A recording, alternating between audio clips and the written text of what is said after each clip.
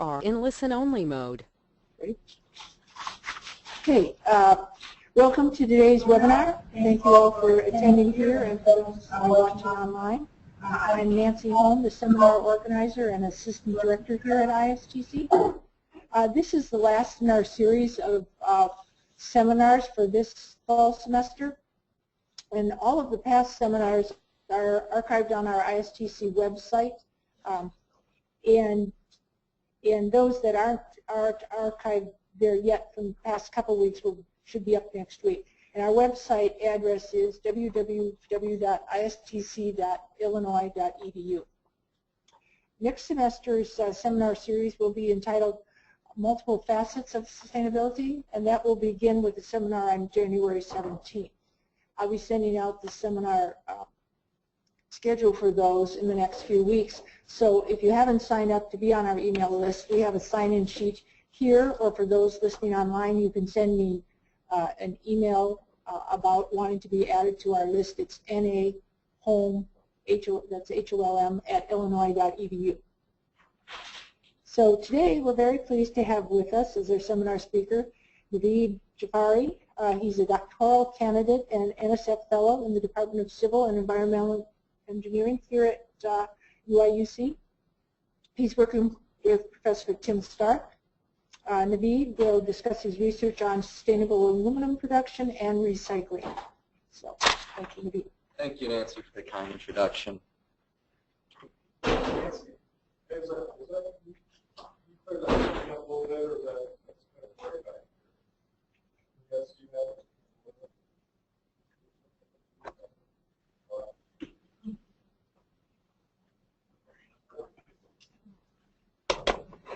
So I'd like to first start by acknowledging my advisor, Dr. Timothy Stark. He first got me involved in this topic. Working on a landfill case in Ohio, said there was elevated temperatures and it was causing a problem. And he said there was this aluminum waste that was reacting. And he said, why don't you take this topic as your PhD work and see where we go. And after doing some research, you find that this waste is coming from the secondary aluminum production industry, and you kind of see, okay, this secondary aluminum production industry and how it fits in with the whole aluminum global scale of manufacturing. And you see it's actually a very sustainable process. And then we kind of looked at as far as what's happened, what's the background on this waste, and some of the problems that we've kind of discovered, some concerns. But then with that being said, there's actually a lot of energy concepts. There's a lot of solutions here that we have that we're looking forward to make progress on. So I'll start off with why recycle. And my first introduction to aluminum was, of course, the beverage can. As you can see, probably the most well-known is recycling of beverage cans. And aluminum in general is the most, or second most used metal after steel. And it's referred to an energy bank. Basically, you can recycle it as many times as possible, and the aluminum keeps the same quality. And this allows us to use it in different varieties, such as transportation, building, container packaging. And when I looked at where is secondary aluminum production, and you look at it's actually all over the world. Of course, we have it in North America and Europe, but also China, Africa, Latin America. So it's actually a very global industry. And that's where this kind of story starts. And if we focus in on U.S., I took Light Metals Age, has all the secondary aluminum producers within the U.S. I broke it down to states. And so what you see is really the purple is more than 40 secondary aluminum recycling plants. And you see right here, this purple, Indiana, Ohio, and also California have the highest secondary aluminum, with Illinois, Kentucky, Tennessee right next to it. So you're looking at really the Great Lakes region. And if you kind of focus in on that a little bit more, you find comparing it to primary and secondary production. So primary production, we see it in Washington State, and the Ohio River Valley, what we see there is actually cheap electricity because primary production is very uses a lot of energy. You see it near where cheap electricity such as hydropower is located. Whereas secondary aluminum production, you see it here in Southern California next to LA, the Great Lakes region, where there's a lot of consumer centers that actually use the aluminum. So it's close by to the source. If we look at it in another scale, the gross domestic product. So we have here this chart, gross domestic product versus actual consumption of aluminum. Here we see the United States right at the top. So right next to us, you see Germany, Italy, Japan, developed countries. And what I noticed was the most populous countries are actually sitting right down here. So a general trend, most likely, is as these countries develop, they will slowly move up, whether it's this way or that way. But you can, Brazil, China, India, or eventually their consumption of aluminum will increase. And part of that deals with where it's used, mostly in packaging, transportation, and construction, but they also have this recycling life. And you see that packaging is actually less than a year, and transportation, cars and light trucks, is about 8 to 20 years, and then buildings can go all the way to 50 years. So that kind of shows that's where the aluminum comes for the recycling. Depends on how long the recycling life is. But if you look at, in general, the production, what you have is primary production has slowly decreased over time since the 1950s, and recycling has generally increased. They've kind of leveled off now, but what you notice is the consumption itself, production, is increasing. So it's just elevating itself. So with the background of why we want to recycle, we looked at the waste as far as aluminum production waste. What's the manufacturing process, environmental benefits, what kind of waste does it dispose, and then we get to the landfills of what's the chemical reactions occurring in a landfill. So I decided to put this first one. This is primary production, and really the countries that produce the most, Australia, Brazil. This is just actually one step of primary production. I just want to illustrate how energy intensive this process is. This is just the mining to get to aluminum. And if we move next, I compared the processes to each other. Primary metal, secondary metal. Primary metal, you'll start off with the mining section here, which the previous chart showed the refining. And then you get to alumina, and then finally the smelting and furnace. So you have 4 or 5 steps before you finally get to aluminum. However, if you look at secondary aluminum, so we go straight to the scrap processing.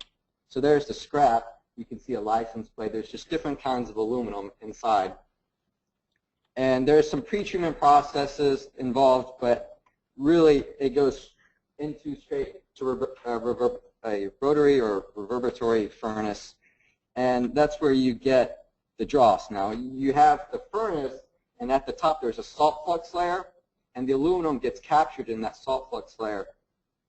And at the end of the charge, this machine here takes that salt flux layer off, and that grabs the aluminum from the charge, and that's where you see aluminum inside the waste.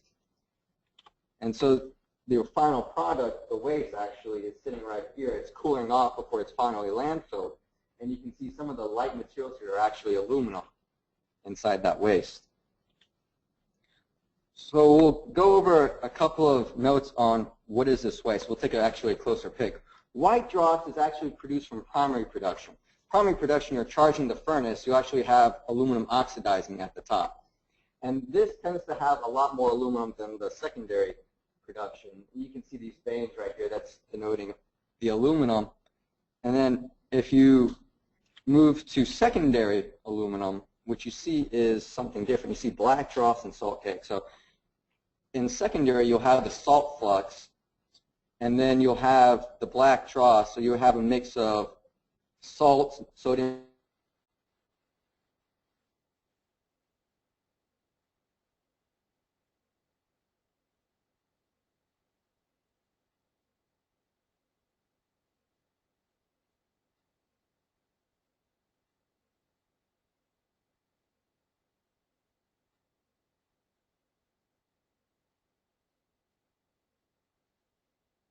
blocks down so that the metal is sifted.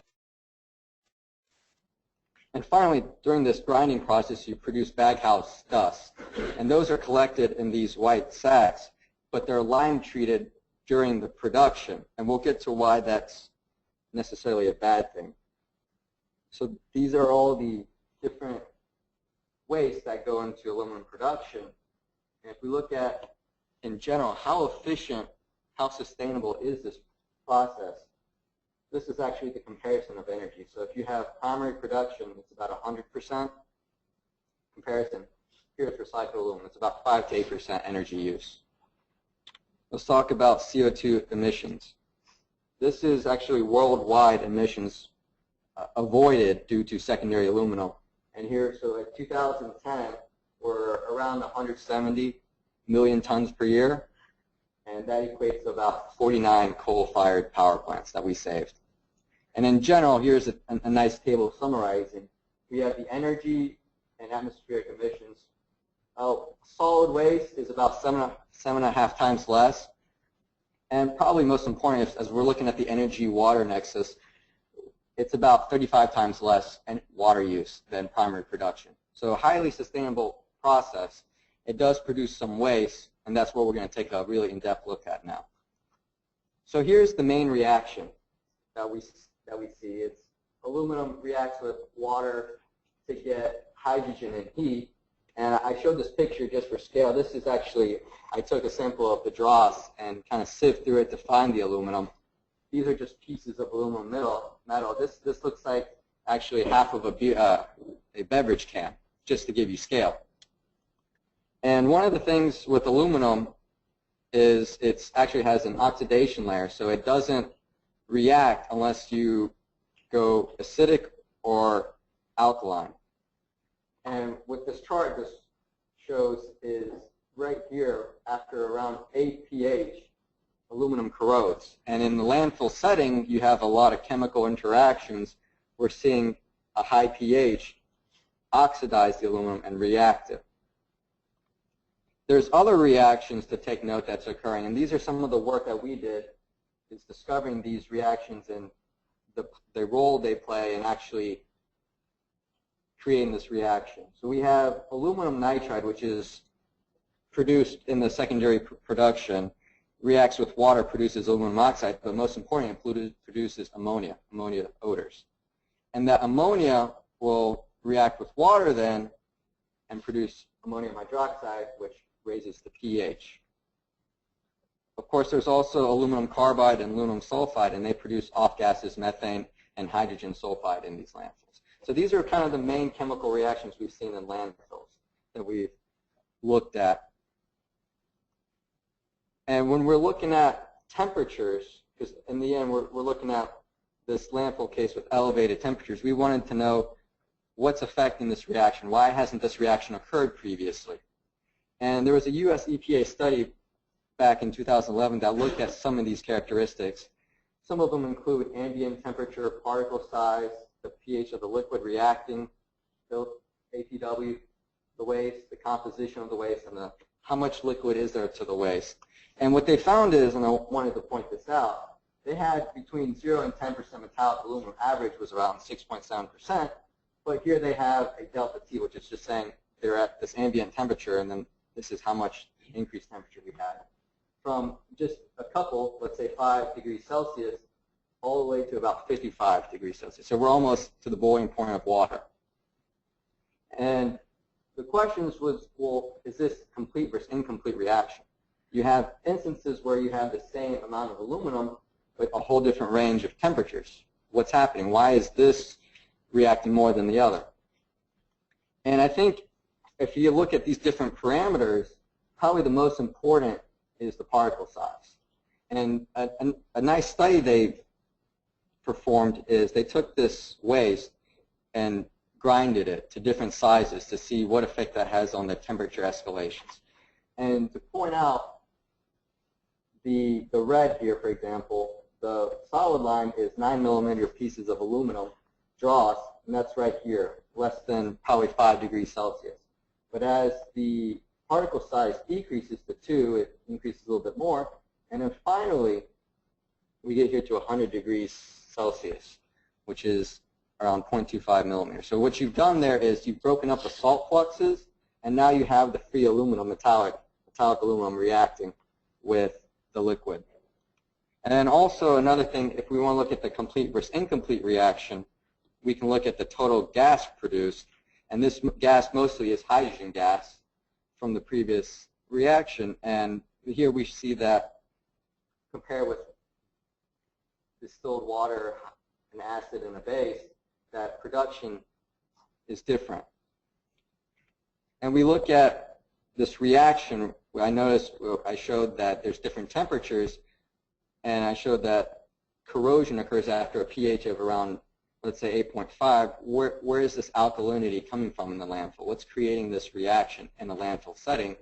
And there was a couple of ones that we came up with. There was the aluminum nitride, which is around 10%, I think 9% I'll have later, within the waste composition. You have magnesium oxide. The baghouse dust, as I mentioned, was lime treated. So if the liquid, the leachate, reacts with this baghouse dust, it's actually carrying the lime and increasing the pH. And of course, the leachate itself may have a high pH. There was a study back in early 2000 in Japan that looked at the solubility of ammonia and the increase in pH with dross, and that's what we see here. We see time on the x-axis and the concentration in pH on the y-axis. So they took aluminum dross and just reacted it with deionized water, and they noticed, and of course this straight line right here, this solid line, is aluminum nitride itself, just pure aluminum nitride. As the aluminum nitride picked up concentration from the ammonia, we also see an increase in pH. So that's one of the mechanisms we think is creating this reaction. And then, but you have this kind of outlier right here. This is the alloy 7 and 5, and their reasoning there was that actually had a high magnesium oxide content also. And so the magnesium oxide was reacting to produce magnesium hydroxide, and we're getting another increase in pH. So that was the increase in pH as far as understanding where that was occurring. There was this US EPA study looked at it in a different way, and this is some of the data that I pulled off. They took aluminum nitride and basically made a sample in the lab of dross, mixing the salts, the aluminum oxide, and metallic aluminum. And when they changed the aluminum nitride, increased it, they noticed the temperatures jumped.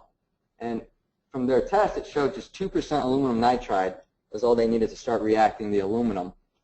And when I point out here that inside the waste itself, there's about 9.4% aluminum nitride. So there's sufficient alkalinity to start this reaction. All right, so we discussed some background of APW. I wanted to emphasize before we got to the problems that there is normal operating APW landfills. And this is in one case in southeast Ohio, where they are monofilling. They are not co-disposing this MSW. They're not co-disposing MSW and this aluminum production waste. And what you see here is this is actually the landfill perimeter.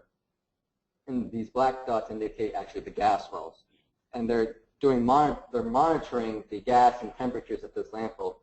And I'm going to show some of the data to show that this normally operating landfill, there's some energy concepts that we can use. Here's a close-up when I actually visited this site. So you have the MSW being disposed right next to the aluminum production waste right here, but there's a nice road in the middle, a clay barrier that prevents any elevated temperatures from moving from one cell to the other. And I got the engineer at the site to take a gas flow head reading of 183 degrees Fahrenheit. So this is disposing APW and MSW in separate cells.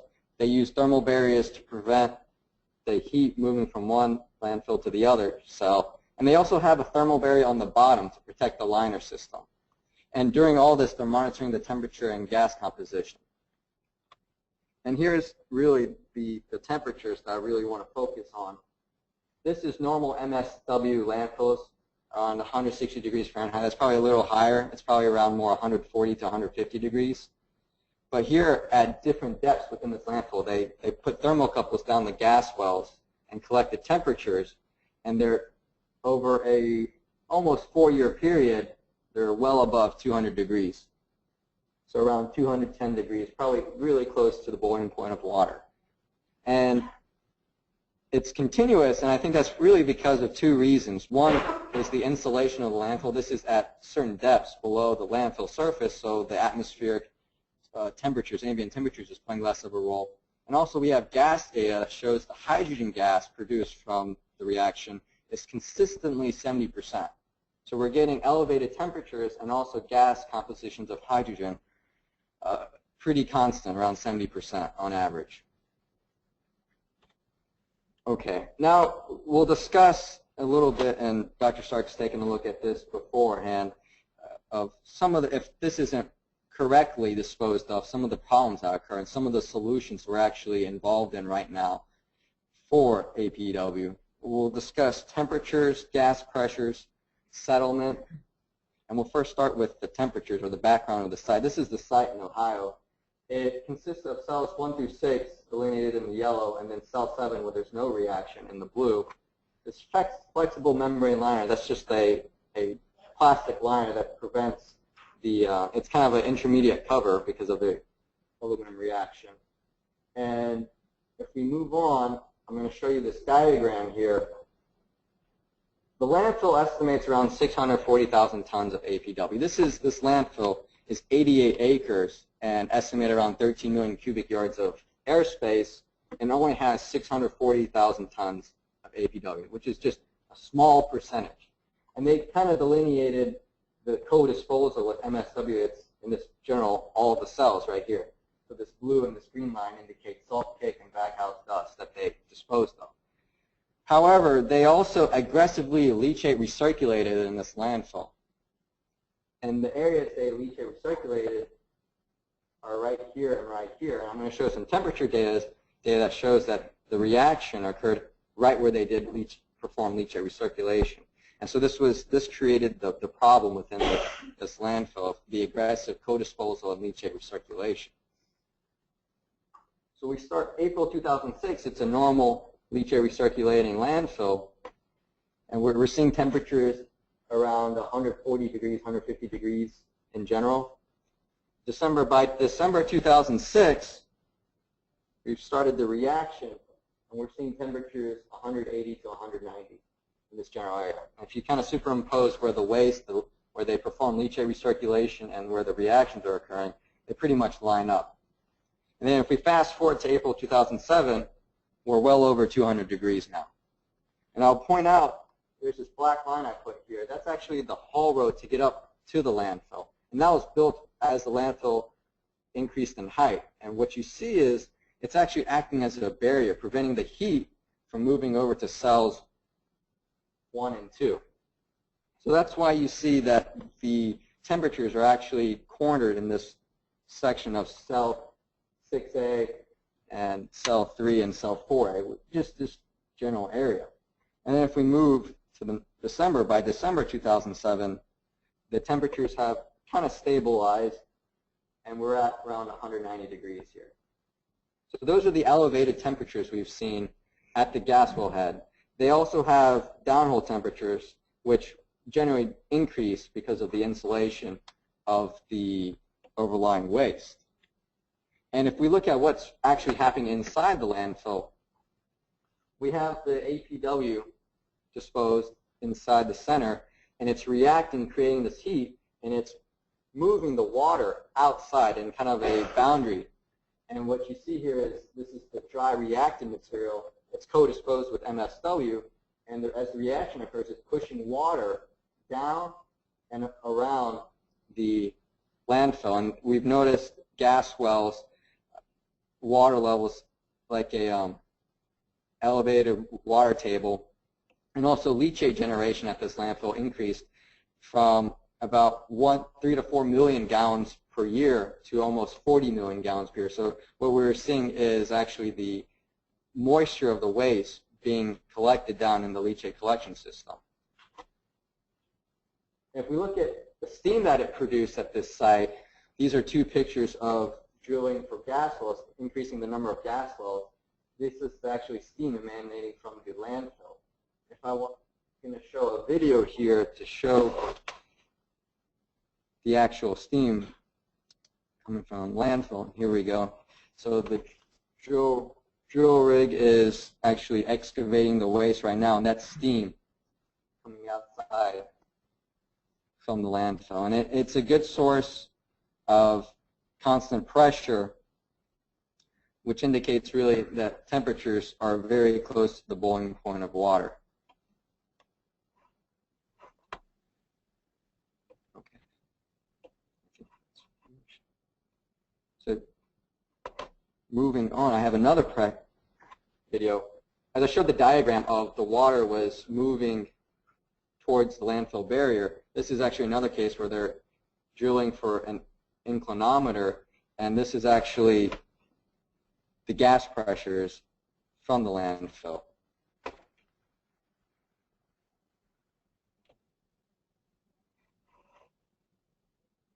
Let's see if I can get back to the video. Okay, so I'm not sure if everybody saw that, so let me come back. Okay, so they have opened up the gas well, and that's the pressures within the landfill. As you can see, it's actually blowing off the plastic cover there. This pressure will eventually stabilize to the constant pressure, but that's just a buildup of pressure within the landfill due to the reaction. Right. And then finally, as the water moves from the reaction away, the cover soil, if there is a soft spot, can produce leachate outbreaks, another problem that we saw at this landfill. And this was called a leachate geyser, more appropriately. Of course, you can see actually the leachate spewing out right there. That's due to the buildup of the reaction itself. Another byproduct was the consuming of the MSW. And what we saw was a lot of settlement cracks showing up on the top and side slopes of the landfill. And that's the reaction was taking the water, moving outside the boundaries. It was consuming the waste. And so we were seeing the waste itself settle. So these are a couple of pictures of the settlement cracks. And I think I have, here's a picture of the landfill before this reaction occurred. And then if we fast forward a couple of years, that's the landfill settlement due to the reaction. We're looking at, in 2 years, about 30% of the landfill height.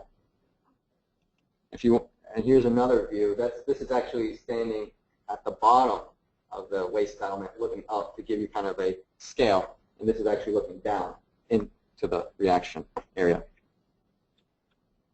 Another problem that we saw was slope stability. So as the water is moving out to the landfill perimeter, it's actually pushing the waste out with it.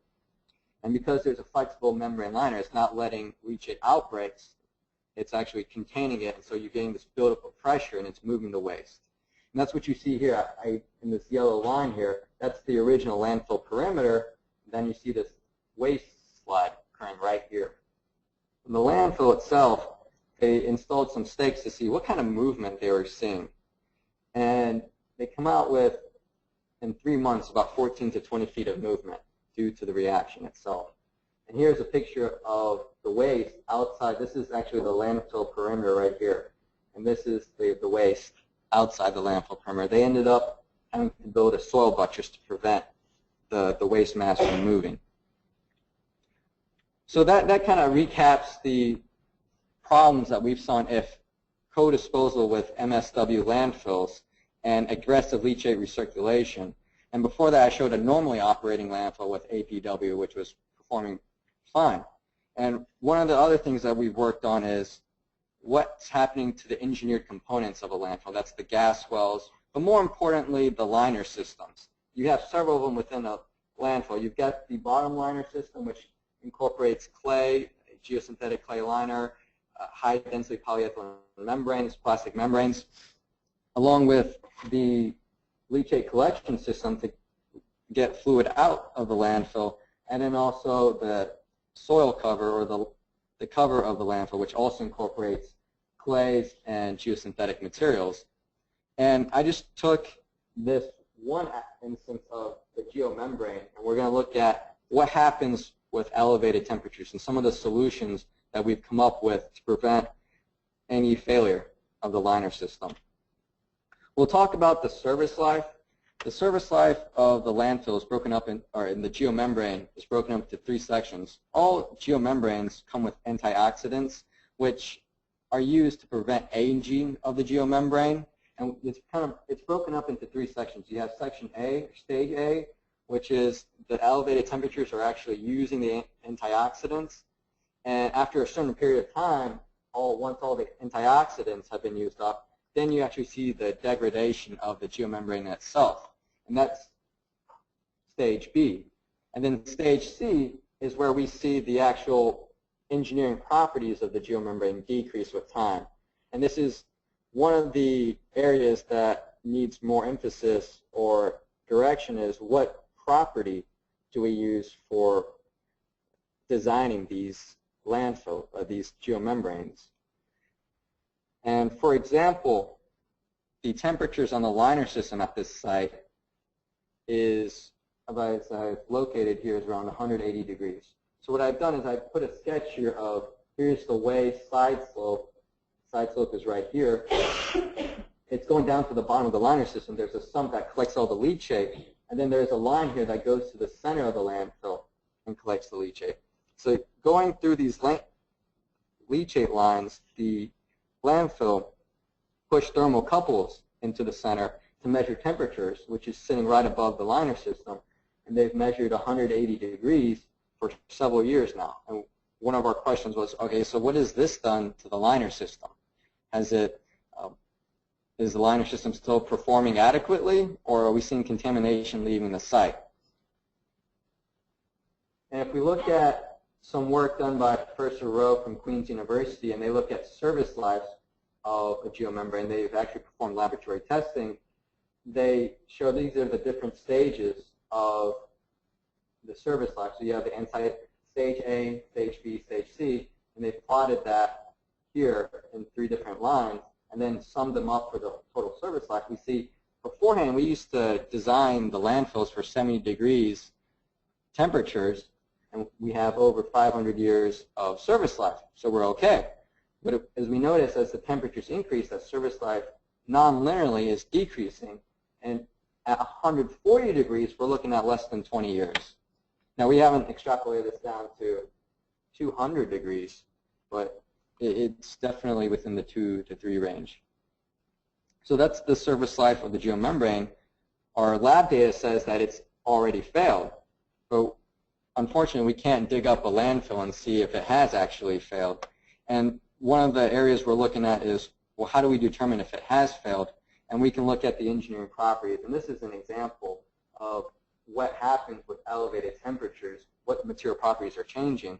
This one just shows the yield stress is not changing, but the actual break strain. So once you elongate it all the way, the stress at what it breaks on the strain is what's changing.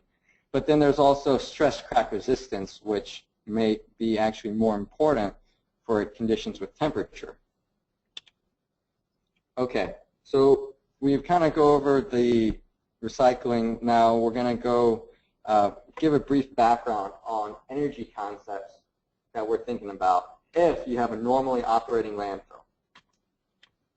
This is actually a chart from one of the cases. What I wanted to show was you have the temperatures here. This is the x. It's around 50 degrees C, and then once the reaction occurs around here, we jump up close to 100 degrees C. So that's the elevated temperatures we're seeing in the landfill. Another thing we've seen is, here's the methane.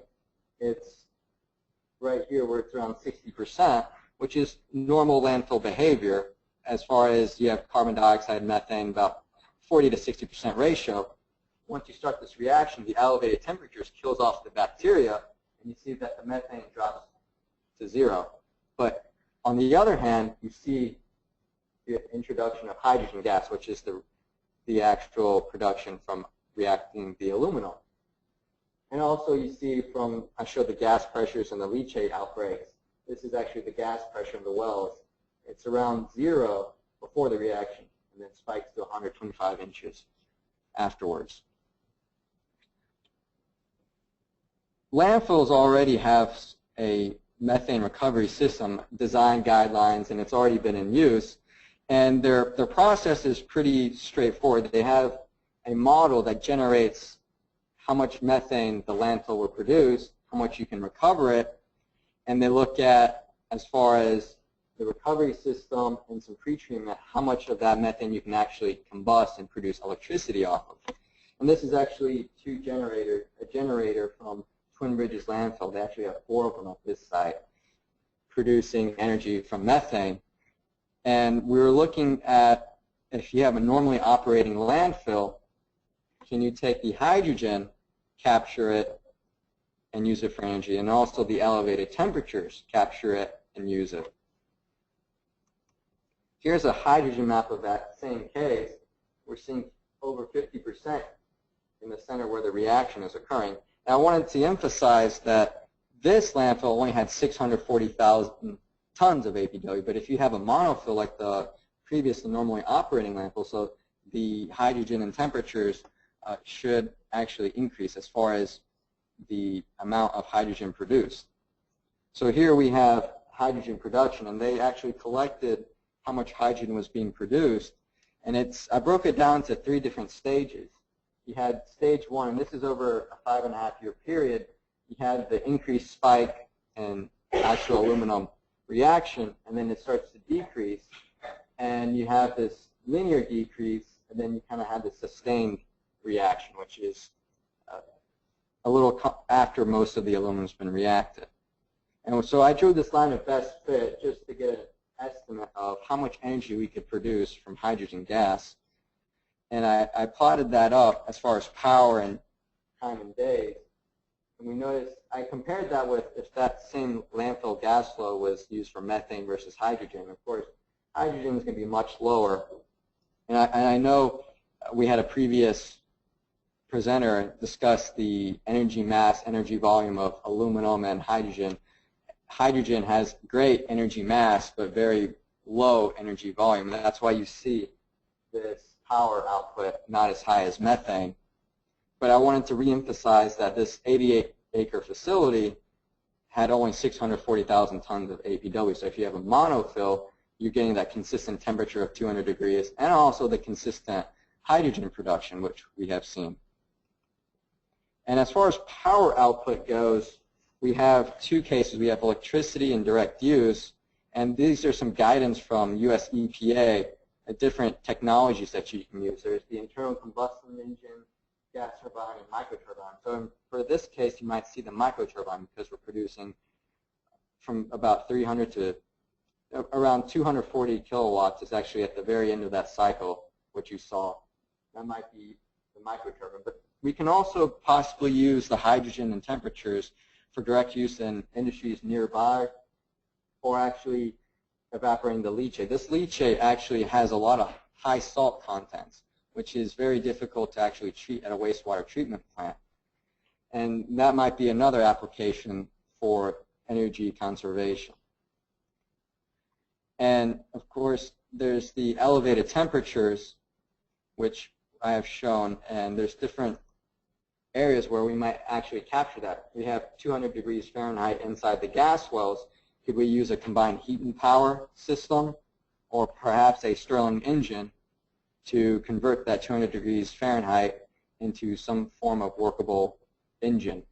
And at this landfill itself, it had 160 gas wells, so you have all these different landfills with 200 degrees inside of it. Can we capture that temperature? And that's kind of where we are right now as far as energy. I'd like to finish with a couple of conclusions. I've gone over secondary aluminum production, the sustainability behind it. It uses 5% of energy compared to primary and only 3% of the water. I really want to emphasize the regional importance. It's secondary aluminum production is very big around the Great Lakes because of the high density of consumers, cities, urban areas. the APW composition, the chemistry behind itself is quite complicated, but we've made inroads to determine maximum temperature and hydrogen generation. And we've looked at and are solving problems that if you aggressively leachate recirculate it, you're going to have disposal problems, but they can mitigate, the effects can be mitigated using thermal barriers and other technologies. And finally, there's the potential for energy conversions, which we're really looking at the hydrogen and elevated temperatures of a normally behaving landfill. So with that, thank you for your thank you.